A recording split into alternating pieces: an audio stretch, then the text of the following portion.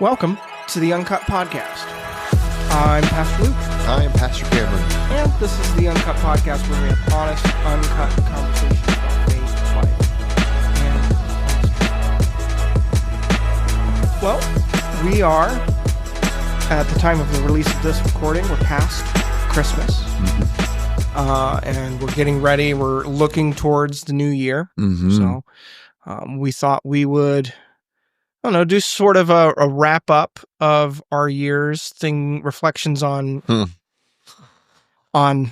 leadership and ministry and things that maybe we've learned, kind of be a dump of thoughts and lessons from the year or something like that. Something like that. Some kind of year-end recap or whatever, whether it's maybe a book we read, books we read, experiences we had. Yeah. Things we went through. Cameron, did you have any ideas of where we should start? Well, I was trying to think of what were some of the more significant things that, or impactful or like culture shifting, paradigm shifting things that have happened here at Conduit in the past year. Yeah. And there are a number, not in really any particular order, but I think one of the bigger ones would be the addition of a second service. Yeah. That was like a big ministry shift this year. Yeah. And, we started kind of making plans for that probably this time last year. In earnest, yeah. Yeah. Kind of recalibrating the space downstairs here to kind of fit the vision, kind of see discover what the vision was going to be and how we wanted it to maybe change or be different than what we were already doing and why we were doing it, casting vision for why we were doing it. And then launched that out in May, which it still seems pretty new, even though for the majority of the year we did it. Yeah. Well, it was like I remember doing that. It was we ended up launching it, just after Easter? Yeah, right, beginning of May. Yeah. And it was a bit of a scramble, at least it felt like it, to kind of go from, one single service and then renovating a space for it. That was like the other thing too, is that we had to get the space ready. So it was it was the people leadership leading up to it, but then it was also the logistical and practical leadership of getting that space ready for a second space. Yeah. Yeah. And then came the energy shift that happens in the people who are kind of making the services happen or making Sunday morning happen. You, me, our worship leader, director of operations, Conduit Kids volunteers, hospitality people, parking volunteers, just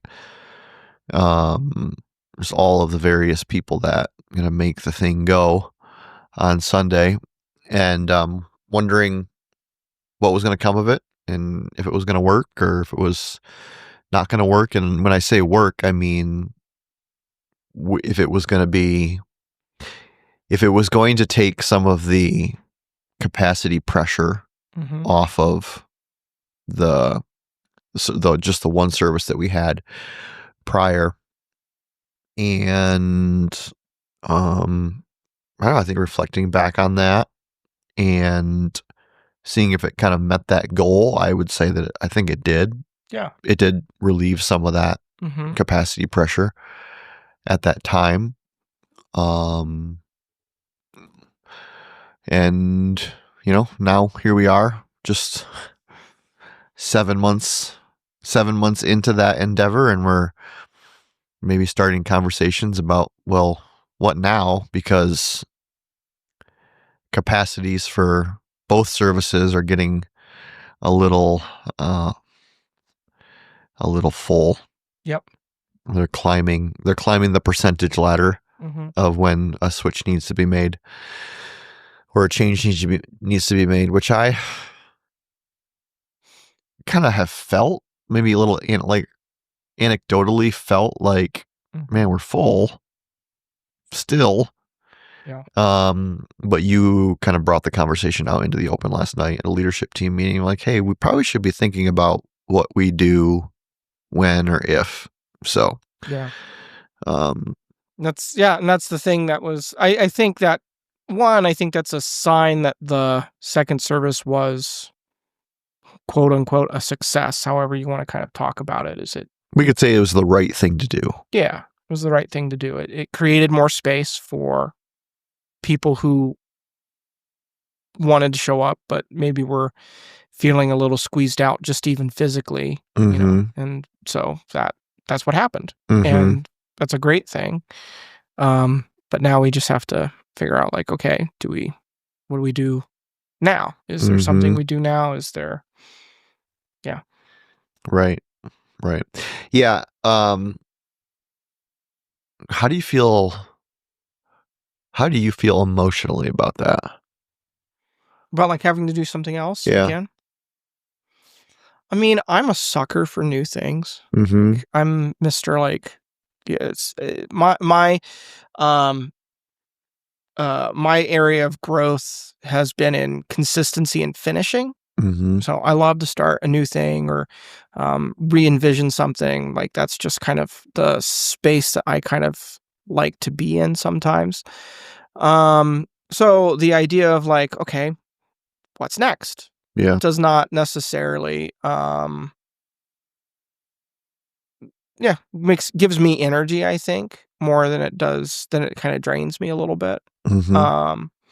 And I think it was also just, we had talked when we had even brought that to the board and stuff, we were using the language of like, this probably will be a stopgap to some degree. Yeah, that's what we always kind of imagine it would be. Yeah. I think we didn't know how long that stopgap would be.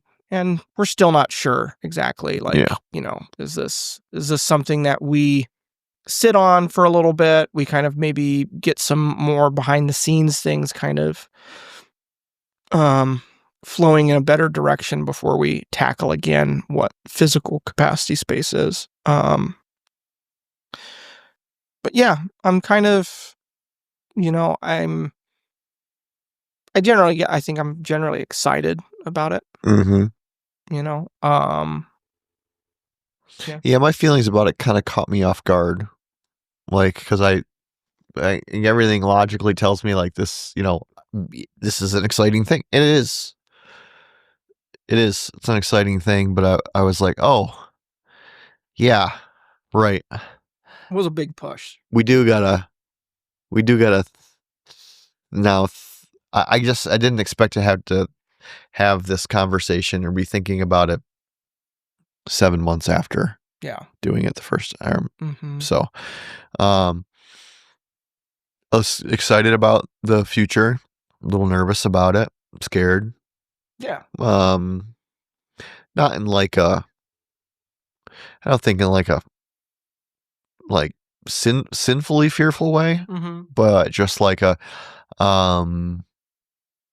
what does it mean for my leadership? What does it mean for your leadership? What does it just mean for just going forward? Yeah. Well, a little bit of fear of the unknown. Definitely. Yeah. It's because like leading people even through that, to change the two services was its own, because it's not just the physical space, it's the like emotional leadership of it. It's getting people on board. Getting people on board and getting them to follow and inspiring them to follow, getting them to see the reasons why we're doing it, and then making a decision about what we want to be and who we want to be as a church going forward in terms of like number of services or capacity or building size versus program. And like, so excited about it. I think it's great. Love to be a part of what God is doing. And how like despite my best efforts, he's growing his church. And that's a thing that like overcomes any bit of fear that there may be about what's next. So yeah. I thought that was probably the addition of another service and all that entailed, and then producing, and all of the, I guess, like the domino effect of that is probably one of the bigger things that I think charted the course for us for the past year. Well, what I think is like an interesting decision that we ended up making this year that we talked about here on the podcast before, and we've wrestled with before, but kind of seems almost counterintuitive to the decision to go to 2 services, was our decision to stop live streaming our services. So we went to 2 services, and we were live streaming our second service, our 11 o'clock service, on Facebook and all the places, YouTube, and we made the decision to pull the plug on that. Not that we're still recording our sermons and things like that and putting those out, but we're not doing it live anymore, as a kind of like a alternative to being in person. Yep. So that was kind of an interesting, like, it makes a lot of sense to us inside, but I would wonder if looking from the outside in, that would seem like a counterintuitive decision if we're saying we're struggling with capacity and space, and we went to 2 services, but then we decided to cut our live stream. Yeah.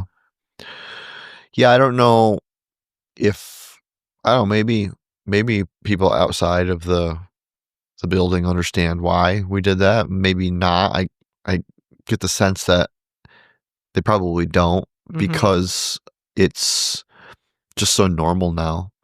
Well, yeah, it used to be the standard back when I was a kid, right? Was, well, you got to have a tape ministry, right? If you've been around church long enough, you remember, they would record onto a cassette the sermon, and then they duplicate those cassettes right after service, and people could grab a cassette to keep or to bring it back each week and re-listen or share with a friend a sermon.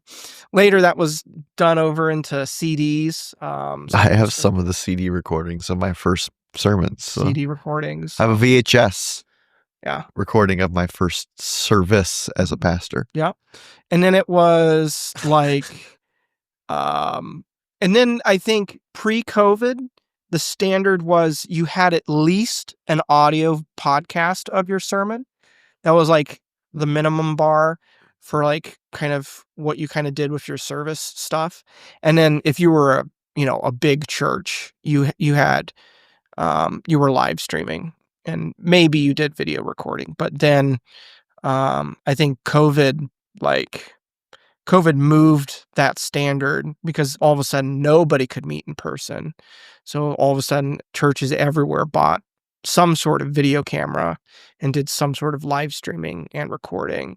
And then the shadow of COVID still looms pretty big in a lot of people's minds. And, like, well, what if we ever get shut down again or locked down and we need to live stream again, and the convenience of all of it. So it just moved everything, and really, I think, kind of unified a lot of the production of the church in a sense. Yeah. Like everybody's doing that now. Yeah. Even really small churches. Yeah. You see people setting up iPhones or something like that and just live streaming right from their phones. And I think a lot of people maybe still think that, I have an opinion, or I'm like really down on churches who do that, like look down the nose at, but that's not, it has got nothing to do with it at all. I just think for who we want to be, who Conduit wants to be, and what we want, the direction that we want to lead our people, that it's more important for us to encourage physical presence in the community of faith than it is a kind of voyeurship. Or maybe that's too pejorative of a term. Viewership. Consumer. Just to view it. Right. Just to view the content. And so we decided that, not as a punishment to anyone who was just simply viewing right what we were putting out, yeah. but it was us saying, hey, we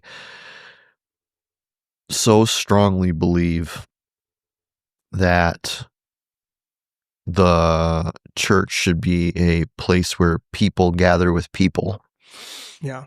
Learn to love one another, learn to love the Lord more greatly. Mm-hmm. That we want to take away all reasonable opportunities for there to be confusion about what it means to be a part of Conduit or the church. So I still stand by that decision, and I think it was the right decision for us. I don't know if there's another pandemic or another situation where everything has to be shut down, and I mean, we'll tackle it as we go. Right. We'll address that or think about that as it comes. But as it stands right now, I think we made the right decision and can stand by that. But that was a pretty big, thing too. Yeah. Interestingly enough, I was reading a book when we were kind of thinking about making that decision. I didn't really end up, because it wasn't necessary, but this was just some of my reading. I was reading a book called Analog Church, which is kind of just a exploration of what technology's implications are in the church. Mm-hmm. I didn't finish the whole thing because this year was kind of marked by a lot of like skipping and dipping. I'd pick up a book, I'd read a little bit and move on to something else. But the author brings forward these 4 kind of ideas that were from someone called McLaughlin. He's not super well known. Well, he's well known now because of these 4 laws of like media or technology that he kind of proposed. People are kind of looking back at him and saying, wow, he really called something out there. But he wasn't terribly popular, I think, when he was around. But he had these 4 questions that you have to ask when it comes to any type of media or technology. Says, what does it enhance, improve, or make possible? What does it push aside or make obsolete? What does it retrieve that was previously pushed aside or made obsolete? And then what does it turn into when pushed to an extreme? So those are the questions that you're meant to ask. Like, we could think about these with the phone, right? So what did the phone do? It kind of made instantaneous connection and communication like possible, the smartphone, right? What did it kind of push aside, make obsolete? Well, it made payphones, pagers, like a gazillion things, right? Ultimately. And then, what does it kind of retrieve, or what is it like, what does it retrieve that previously pushed aside or made obsolete? It, in a lot of ways, it retrieved, like, right now, voice messages are coming back and things like that. People used to use their answering machines and things like that. But, and then what does it do when it's pushed to its extreme? Well, the cell phone, right, was meant to connect people. But what's the most decry of like parents and people all over the place is that the cell phone is a source of disconnection, right? Mm-hmm. And we can do the same kind of questions and thoughts about, well, what does live streaming do? Well, it makes people able to attend and not be in person, and like it's a greater connection and stuff, all of that. But what does it do when it pushes itself to the extreme? Or what does it make obsolete? Community. Right. Mm-hmm. At least like face-to-face community. Face-to-face community, right? And so now I am more likely to recognize somebody's username than their face. Right. And that's when it's pushed to its extreme. And we're live streaming is still relatively new in the church world, and we won't know what the long-term effects of that are until we've seen a generation or two grow up on, like, what does it mean for someone who's growing up to sometimes go to church and then sometimes go to church on their couch with their family, so, oh, well, today we're just running a little bit behind. We'll just live stream it. And like, what does that form in a young kid's mind or someone's mind when they're growing up in a church that's even just kind of a hybrid sense like that? Right. And how does that impact their relationship with the church in the future? Right. And what is that sacrifice? Yep. So that technology always can accomplish really great things, but it also comes with a cost. Yep. And we have to measure the cost. And so, yeah, the world is always forming us, mm-hmm. and the ways of the world, we're formed in the ways of the world and by the tools of the world. Yeah. And that technology is such a tool of the world that it has begun to form a whole culture, sometimes even the church culture, mm-hmm. in a way that, well, I would say that like our discernment, or my discernment of it here, is that it's beginning to form a culture of church life and community life in a way that separates us from what was meant to like bring us together: universal connectivity, information, convenience, all-in-one functionality, supercomputer in the palm of your hand, right in the pocket of your pants, has actually created a lot of disconnection, person to person. Mm-hmm. And so felt like the church has a responsibility to be counter-formational. Mm-hmm. And ultimately the reason why we made that decision. Yeah. So, mm-hmm. So yeah, live streaming, or the decision to stop live streaming, definitely was a big part of a decision that we made this year. Mm-hmm. And I think we'll continue to make year for year. We'll see. Like you said, it will depend on what happens in the world, whether or not we ever revisit that conversation. Yeah, I don't think we try not to create like sacred cows. Mm-hmm. I think is the way we kind of operate here. We're not like, oh, the way we are doing things right now is the only way to do it.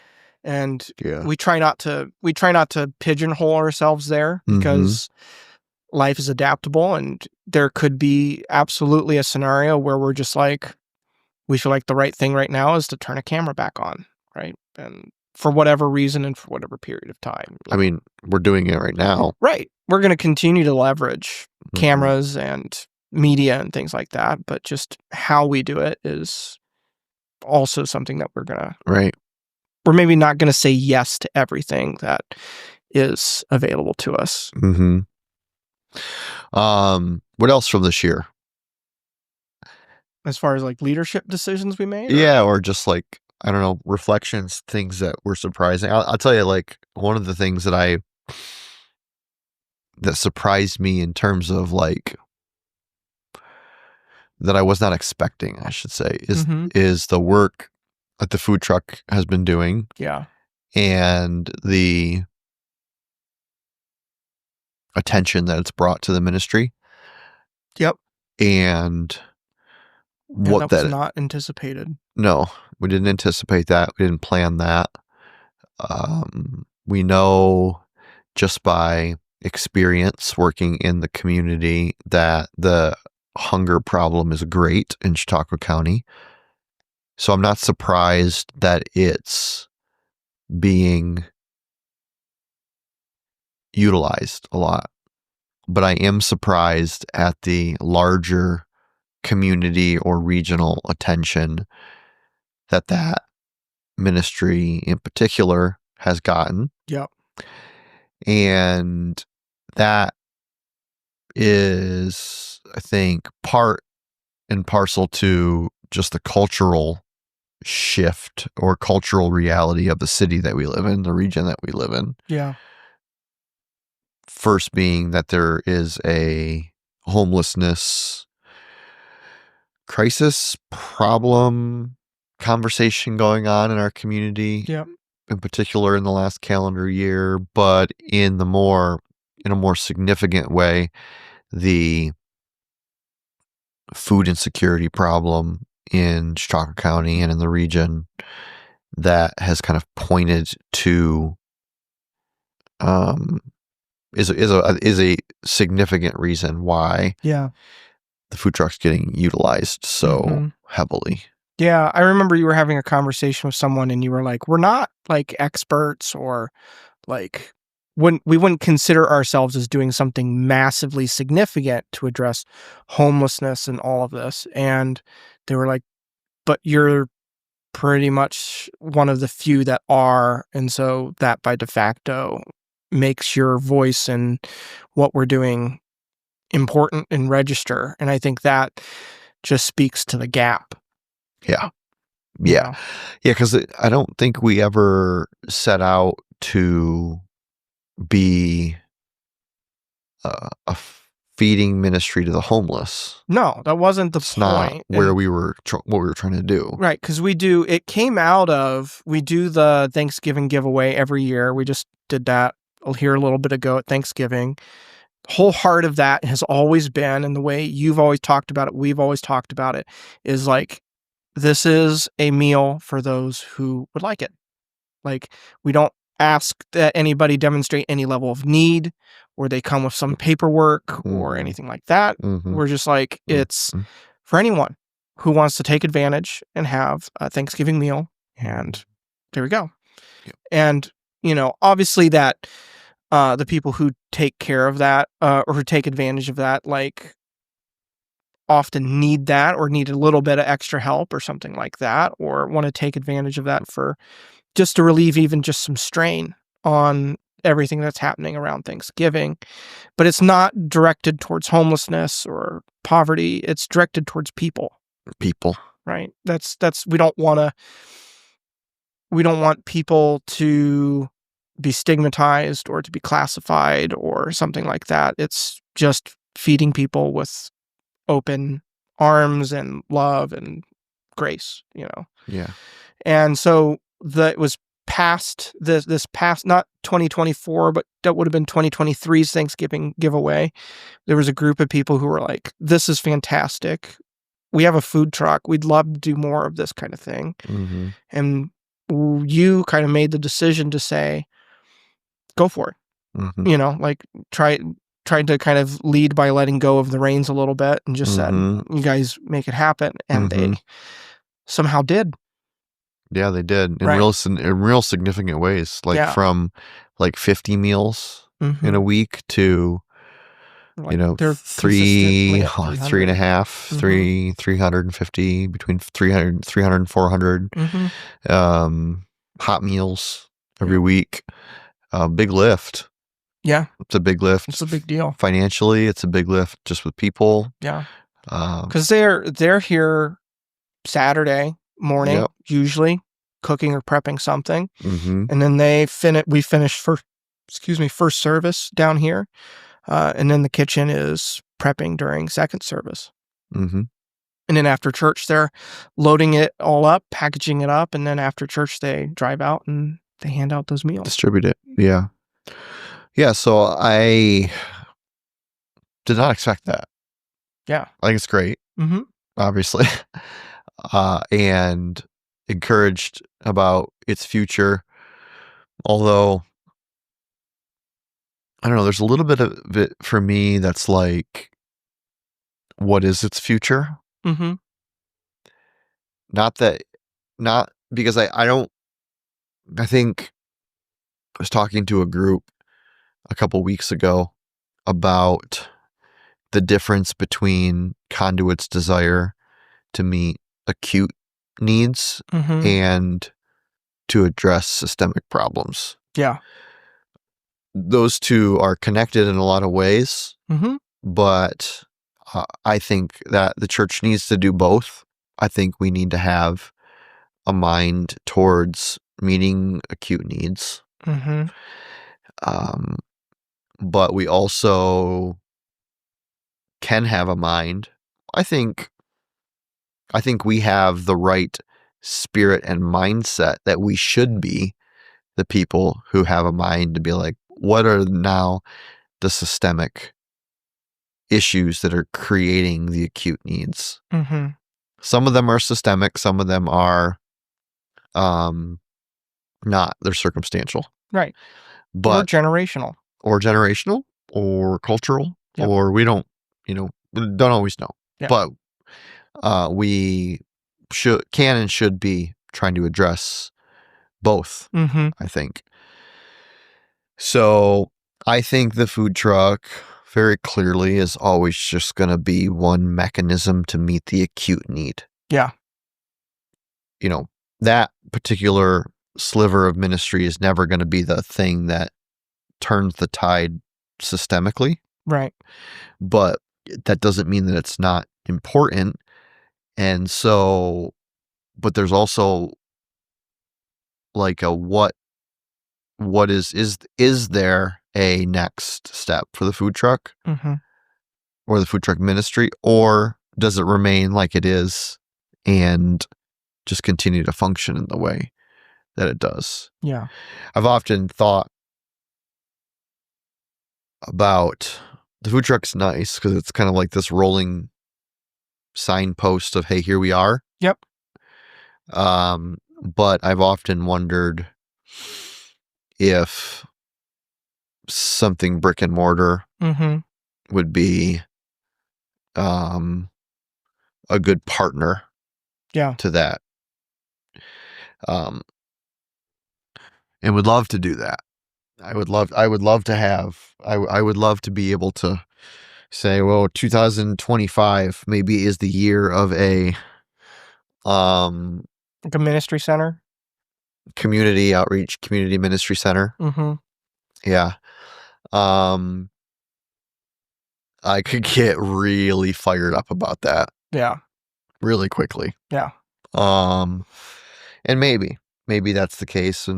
But I think that's like a ministry center kind of gives a built-in center to address not just the acute, but now some of the systemic. Yeah. What's going on in our city? Mm-hmm. What's going on with the people? Yeah. What is the gap? How can we begin to construct the bridge? Yeah. Yeah. Space is like I think that's maybe a theme that's running through our conversation here, is how important space is to what you're trying to accomplish and what you're doing. Like, because like the way our church is set up, it's set up for a very specific function. It's set up Sunday mornings, right? We've got children's classrooms with children's things and decorations in them and things like that. And we've made some additions and changes and shifts to our facility, but we're also recognizing that we can't ask our facility here to do too many more things because like it's just limited to it. Doesn't have anything else to give. No, right. We're like, we can slap some more metaphorical paint on some things and kind of clean it up here a little bit and fine tune it. But I mean, as an example, for those of you who are maybe not familiar with Conduit or have never been here or whatever, we currently have a shipping container out in our parking lot that we're utilizing as storage for an event that we have coming up, simply because we don't have any space. Yeah, we're store things. Doing a toy giveaway, and people were bringing toys, and we did that last year, and it was just like this moving pile of toys, not and it's overwhelming. And it started collecting in one room, and then they were like, well, it won't fit in this room, and then they moved it to a different room, and they're like, well, it won't fit in that room, so they moved it to another room, and it just and it was disruptive to children's ministry and everything. And so we're just like, how do we avoid that this year? Yeah. So yeah, I think I've mentioned this book title to you before. It was one that I had to read in grad school. It's called Theology of the Built Environment. No, but that sounds fascinating. I don't remember his first name, but the author's last name is Gorringe, Gorringe, I think. And it does center around like the premise of the whole work is like, how does the built environment, how do our buildings and our spaces, how are they affected by our theology and vice versa? How do our spaces affect our theology? How does our theology affect our spaces? Yeah. And I remember, I think it was like a contemporary culture and theology class. Yeah. That that we were made to read it in. But I remember that being like a concept at that time that I had never really considered, like how physical spaces affect theological beliefs, or at least they represent or reflect theological beliefs. Yeah. But then as you move past the surprise of like, oh, how did I not think of that? Then it becomes clear that most of, like, you think of big churches, big Gothic churches, or just churches in general. Yeah. Like Conduit's building is really reflective of some of our theological values, some of our core values. Right. Large Catholic churches, tons of stained glass, big tall ceilings, meant to draw you looking upward. Pipe organs, like draw you into the majesty and the glory and the awe and the wonder. Have you ever, like, our church has the ceiling design of a boat. Have you ever thought about the theological implications of that? No. No, I haven't. But you're right. It's like an upside down boat. It's an upside down boat, which was really popular in church design in the 50s, 60s, 70s. And so it's a kind of a nod to the most famous boat in the Bible, Noah's Ark, right? It's this idea of like the church being a vehicle of salvation into the world. And that's was reflective of, but it's also like that whole thing is, if we go back to the first conversation that we were having about how many services we can have and how many services we want to have and how big do we want to get or whatever. Yeah. That whole conversation and then the architecture of the building go hand in hand. Yeah. We say this a lot.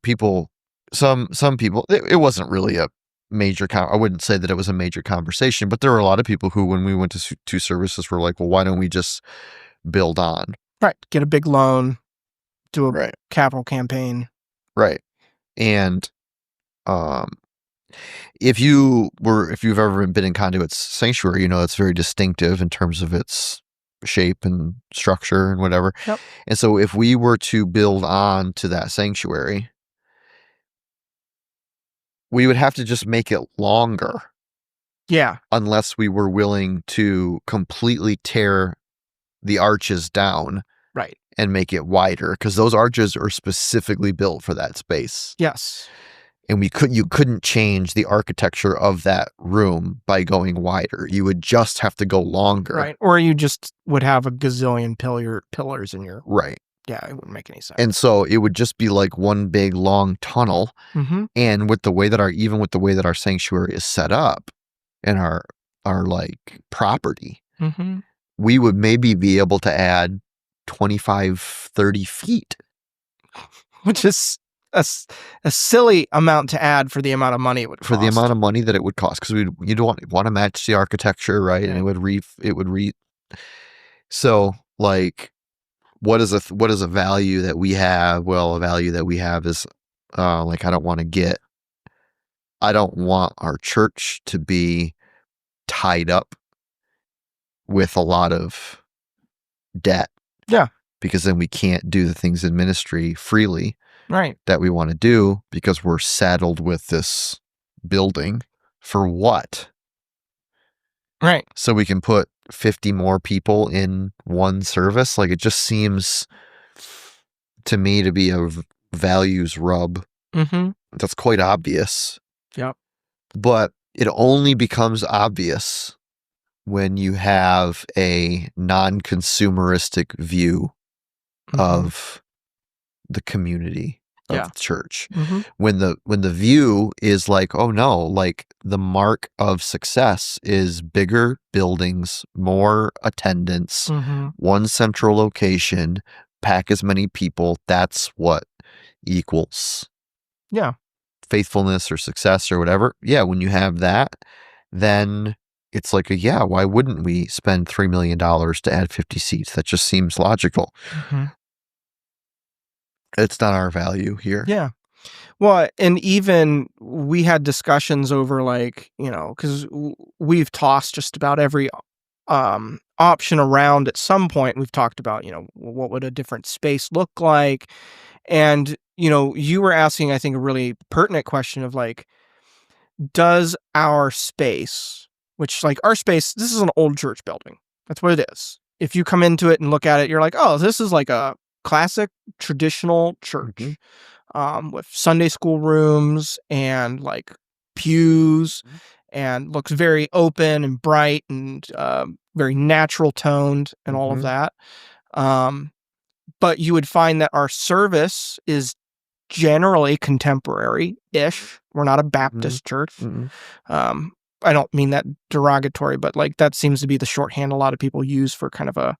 We're not old-timey. We're not old-timey, right? And so, but we're also not, we don't have smoke machines. We don't have colored lights. We're not trying to push the edge of our production limit. We're like simplicity, want the lights on. We talk about that as like we generally want things to be kind of corporate and open and bright. And that's part of our culture. It's part of our values and the way we structure things and how we do things. And I think some of this it's funny how you can tell like a church doesn't always think about these things explicitly. So I'm not saying that every time I go into a church and I see they've done something architecturally or design-wise that they've necessarily thought all the way through those implications. But like, I remember I was at a church, they were, it looked like it was a church. I don't even remember what church it was, but it looked like they had made the transition from hymns to using projector screens, but they had only bought one projector screen and it only fit in one place, and that was in front of the cross. Good luck. Yeah. Luck. So the way they compromised, right, was that when they sang, the projector screen would and come down, and then they would project onto it. And then as soon as the worship was over, should come back up and you could see the cross. But then if the pastor used sermon notes, it would come right. So the projector screen was constantly going up and down in the service because they were keenly aware of the trade-off of what technological and design decision they had made, that by only buying one projector and having it only positioned in the front, they had covered up the cross that was designed and placed there 100 years ago or whatever, whenever the church building was built. Or one of the things that I've seen, I can think of two different churches. I went into a church, they had their old communion table, do this in remembrance of me carved on the front. And it was in the foyer, and it had all the pamphlets and stuff just stacked on it. It was just like an information table now. I was like, oh, interesting. Yeah. And I came in and it was obvious they had like a haze machine and stuff like that. And I was like, this church is, and I asked somebody who's been there, I said, so has this church gone through like a big transition? And they were like, yeah. And I was like, okay. And like, I could see, or there was one church I visited, happened to be on like, I think Memorial Day, and they had their, their communion table up front. Please don't tell me they put an American flag on it. Oh, they put a seal of every single military branch on it.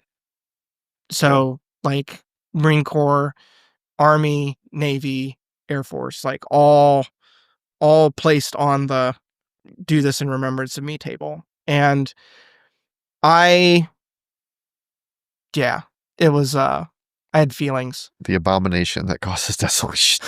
Yeah, a little bit. And there was, somebody it's said, like when friggin' Domitian or Nero brought a pig into the Jewish temple. Yeah. And, somebody made some kind of half-baked theological comment of like, thank you, just like Jesus's death gives us freedom.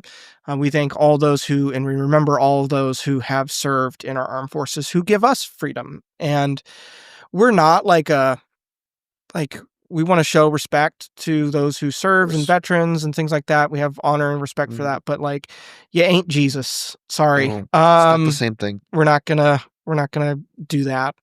So it's a very different type of freedom. Nationalism is something we've talked about here before, but those are all architectural design decisions that reflect a theology or a thought, whether they've done that intentionally or not. Sometimes they're more aware of it than others, but yeah. So just the thought of picking conduit up and moving it to another building or location, I think I recognize that it's probably, well, I don't know. I'm not going to, I wouldn't stand in this very hard, but I'm kind of just reflecting out loud about it right now. I don't know that I don't know that it's going to be the right move for us. I think that given all that we've just said, we recognize how much of our cultural values here, our core values here, are tied up in the type of building that we have and who we are and what we want to be. And if we were to just pick up and move to, say, a warehouse type of space, a big black box, and build it out, I'm not sure. I would be really curious as to how that would change our identity. Yeah. And part of me is curious about that, but also part of me is like, if we are living into the proper identity in the place we are at now, then it shouldn't really change our identity when we simply move locations. If we've done a good enough job leading our people in their understanding of what the church is, then moving physical locations shouldn't radically change our identity. The reality is that it likely would. Yeah. So we'd have to be Craig Groeschel, who we mention from time to time, big church, Life.Church, his philosophy is when you start a church or make a new church campus, make a big box and have one big room that you can use as a conference room. You can use, essentially you make it kind of blank so that you can flex it, set up for Sunday service, tear down, and it's something else. Right now we have our sanctuary, and our sanctuary is our sanctuary. You could not host a big banquet up there, could not, it functions as a sanctuary. Can't really do anything else with it. And, his philosophy, which is in line with their values, is being missional and flexible and not being overtied to the space and things like that. And that's all great. I'm not bashing that, but that's, but if we were to get a big black box and doesn't have any windows in it and it's kind of dark, well, you got to put lights up. Yeah. And you've got to do something to create sense of ambience and things like that. And so it does rely a little bit more on your design and your production. And because you're missing the staple architecture of a church that so people would be so familiar with. I think if we moved somewhere, we'd have to be, it would have to be into another old church building, empty church building or something like that. Yeah. Or if we did have to do something more creative than that, we'd almost have to try and have it bring some sort of the design language of a church into it, and not just adopt kind of a blank box kind of way. Because I think even about the story of this church building, it's an older building, which we're having discussions about with some regularity of like, as we just encounter the realities of owning an old structure. Right. Like, we got to fix things, update things from time to time. And, but it's not sitting empty. It's got a history to it, and it's got a purpose, and it's being cared for and being made into something new that represents our community and things like that. And I think that's the story that we want to tell in Jamestown and in Chautauqua County, is like, not just kind of bulldoze over something and say, oh, we're just this new shiny thing apart from what's come before, but be honoring of the history and the culture, and be embedded here, and be part of renovating, and it not being a shiny new box necessarily. But I think that's the physical way we care for our space here, I think reflects ultimately our desire in the community. I don't know how we got on that one. Yeah, I don't know either. We just started talking about space, I think, is where we got there anyway. So I think there's some other things, like I didn't do a whole lot of reading this year. Yeah. Kind of disappointed in that. Reflecting back on it now, I'm like, man, I could have done more. Yeah, me too. I did read some good things. I read Dark Clouds, Deep Mercy. I read Good and Angry. I read Untapped. I'm reading now Calling on the Name of the Lord, which is a biblical theology of prayer. But I don't think I read some nonfiction books, just like in my, relaxing time, spare time, evenings. Yeah. But you mean fiction or I'm sorry, yes, fiction books. Yeah, you read some fiction books. Yeah, I read a good amount of fiction this year too. Yeah. Well, part of it's like we spend so much of our time reading for work. Yeah. Researching. Yep. That when I am not at work, I want to read. I kind of want to read somewhat mindlessly or with like an entertainment value. Yeah. So commentaries are not always that interesting. They're almost never interesting. There's like they're not made to be interesting. They're pretty dry. Yeah. And it's the bigger thing for me is that if I read something that's nonfiction and kind of ministry or work related, I'm not going to be able to go to sleep in the evening. If I end my evening with reading nonfiction that's geared towards ministry or something like that, I find myself just getting really like charged and energized. And then I'm just like, the gears are going. My gears are going, my thoughts, everything is going. And I'm just like, I can't sleep. Yeah. So, what out of those lists of books you did read though, like if you had to pick one that would be on like, on the top of your recommended, what would it be and why?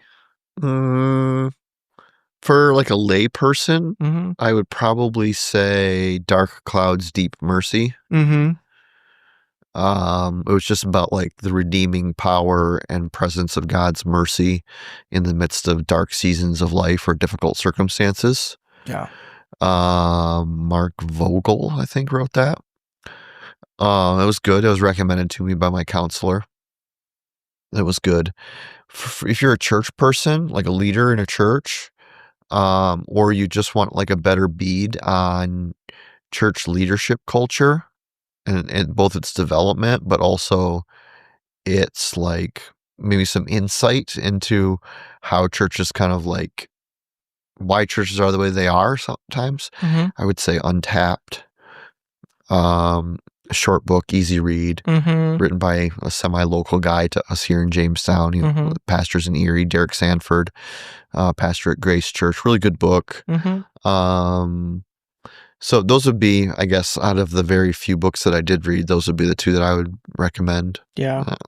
What about you? What'd you read this year? Man, well, I read the whole Harry Potter series. Just as like I think earlier this fall, I needed something really fun and easy to go through, and that was the thing I landed on. Okay. Did you read it? Or did you listen to it? I listened to it. Okay. That was how I was able to get through it. Just clarify. Just clarify. I read my books, Luke. Audible counts in my book. Yeah. But books, nonfiction books that I read, I finished and I read Unwanted by Jay Stringer, dealing with doubt. It's a really good one, particularly if like. This isn't like a good general recommendation, but I mean, maybe it is because sexual brokenness is so pervasive that it might as well be general at times. But if you or a loved one deals with unwanted sexual behavior, so something that they're doing sexually that is, they have a desire to not do, but they struggle to continue not doing it, or they struggle with that. So whether that's pornography or anything like that, Unwanted by Jay Stringer it's a great book on it. It's a little clinical at times, but it's I think it's on the top of my recommended list when it comes to kind of beginning to untangle some of that, and it addresses sexual brokenness in a way that is not common to maybe a lot of the popular Christian books on the topic. So I have a real heart for because that was in conjunction with a guide training that I went through. I went through some training in order to be a certified guide to administer that course, and I'm still in prayerful expectation over what that learning and that training means in my ministry here. So I have a heart for it. It's just kind of a where and what does that look like for me? But yeah, that's a great book. That was a great resource that I dove and went through pretty deeply this year. I don't remember if we ended up talking about. I think we may have talked a little bit about Practicing the Way when it first came out way back in the beginning of the year. But Practicing the Way by John Mark Comer was a great read. That's probably the book that like I've given out the most this year, recommended the most to our leaders and different people of like, this is a great starting place for following Jesus, but following Jesus in a way that's not just focused on like showing up on Sunday morning. And it's, that was a great book. I'm almost done. I'm maybe like one or two more chapters left in an older book by John Mark Comer. It's not that old, but The Ruthless Elimination of Hurry. Finishing that book, and very convicting book.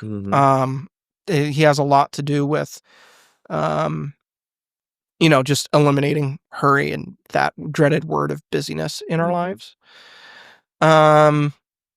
So that's and even the latter half of that book deals a lot with consumerism. And I'm just like, oh boy, feeling some conviction around that, and just being the nature of Christmas and all of this. Right. Yeah. Other book that I'm still reading slowly, but I've not given too much time was The Unseen Realms by Michael Heisler, which has got to do with theology of spiritual beings and things like that, angels, demons, and have-nots. And so it's an interesting book. I would recommend that to ministry leaders. It's not something I think I can recommend to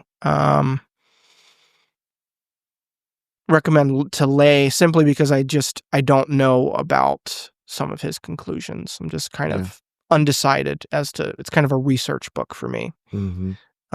So I think those were my big reads, I think. I'm reading like a productivity book right now that's just like, I think it's it's maybe the best book that I've ever read on productivity. I'm pulling up the title of it real quick. It's Manage Your Day-to-Day, Build Your Routine, Find Your Focus, and Sharpen Your Creative Mind. It's a compilation book of different people who are kind of like in that space of productivity and efficiency space. And each chapter is like maybe 4 or 5 pages long, real easy to read. But I find that like if you get one book that's like, like all about like structuring your day or something like that, it tends to be just too much. It's, it's this big whole comprehensive system. This is like one chapter, like one of the big takeaways from one of the chapters is, I've heard the stat, but I've never heard it explained like this. So if you're taking an IQ test, they did this experiment, right? Had people take IQ tests. Some had their phones next to them and some didn't. Their phone was outside the room. And it's not having your phone go off but just the simple presence of your phone in the room had people score lower on their IQ tests. And the chapter explained like the missing piece to that. I was like, I don't understand how like a phone just sitting there makes your IQ score lower. And they were saying, well, it's not just the presence, it's the mental exercise that you're having to do to resist the looking at it. It's the potentiality of it. It's the distraction. Even if you're not on your phone, you're still exercising a level of willpower and self-control to not look at it. And that takes effort that is distracting you from doing other things. And I was like, oh. And so that's impacted the way that I've started to interact with my phone recently. I got this like device where it's called a brick. Brick it. And I brick it. I tap it to this brick. It locks and it turns off everything except for my text messages and phone calls and my maps. How do you like it? I like it a lot because it's a physical key. So like I've been doing this particularly in my evening and morning routine. So I'll have my brick. It's a magnet, sits on my fridge. Tap it. I go upstairs to my bedroom, and then at night I can't be doing anything. Can't be scrolling on Instagram. I can't be like looking on Amazon. I can't be doing anything. So I'm either reading or going to bed or having a conversation with my wife, which are great. I'd rather be doing those things anyways. And then when I get up in the morning, I can't check my email first thing. Can't scroll on social media. So like if I want to do those things, well, I got to get up. Like, if I'm going to go all the way down to the fridge, I'm not going all back up to bed. So, it's functioning great for that. The software is a little buggy right now. So like I'm having a hard time. You can set up different types of locks so that like it leaves certain apps unlocked. And my experience right now is it's a little buggy. And I think that might be because of all the software updates with Apple, and the company says they're working on it, but the base functionality of it works great in the principle of it. Yeah. I've considered buying it myself. So I ask. Yeah, I like it, but software is a little buggy right now. So, but other than that, I've had a great experience with it as far as a concept. So anyways, that's what I've read and in large scope. Yeah. Well, I don't know that was helpful. Maybe it was entertaining. I don't know. But that was kind of a potpourri of various things that were impactful for the year for us, for half the year for us. That's about all we did was half a year. Yeah. A little bit over half a year worth of episodes. So what we'll be doing is taking a break now. I think we'll take a break for the Christmas. We took a break for the Christmas season. Yeah, so this will be after Christmas, and then we'll re-up in January Mm-hmm. with something. Well, I think something. I think our hopes are to align our podcast here with some of the broader conversations we're going to be having throughout the year as a church. Yeah. So thanks for tuning in. As always. Please like this episode or this podcast wherever you're listening to it. Subscribe to it. It'd be great. Kind of share it with a friend here or there. Give us a rating. Make a comment if you're watching on YouTube. Any and all of those things would be really great for us. Really encouraging. As always, thanks for listening, and we will see you on the